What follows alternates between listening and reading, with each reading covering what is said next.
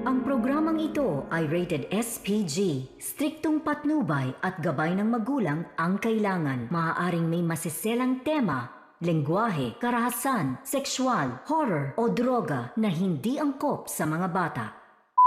Natutuwa ako sa pag-ano niya, sa pag-arte niya, sa pag-direct niya. Magaling siya na mahusay. Honestly, hindi ko siya maintindihan. Bakit? Kasi hindi naman ako masyado natutuwa sa sarili ko. Pasabog talaga Ivana Alawi, NAGP aka indie actress sa love scene nila Coco Martin.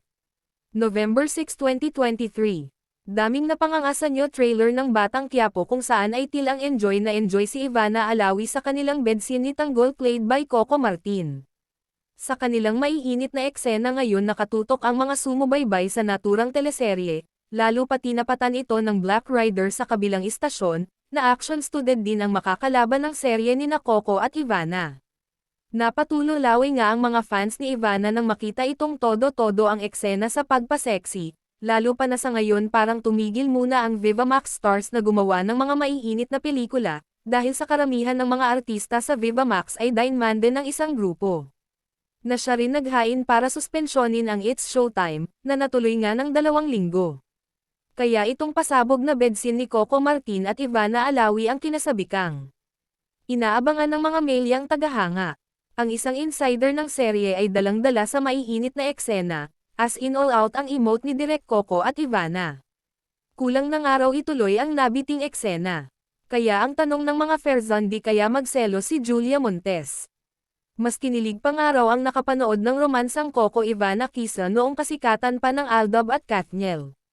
Kaya sulit na sulit maging leading lady ni Coco itong si Ivana na kakaibang klase ang atake pag nasa aksyonan na mapakalsada man ng Quiapo o sa kama. Talagang todo bigay daw at walang arte sa haburan ang nasabing sexy star. Kaya ba nung magkita sina Coco at Ruro Madrid sa isang ganap ay biglang nabahag ang buntot ni Ruro sabay yakap kay Coco.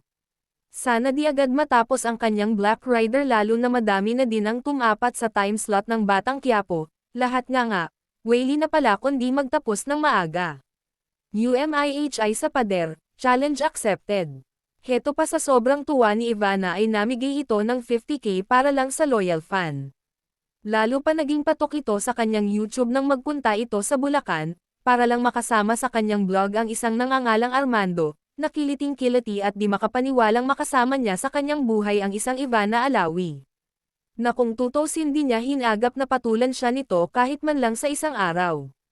Yung kanilang collab ay hit na hit lalo pa naging trending yung larawan nila ni Armando na tila umihi ng nakatayo at sabay sa pader.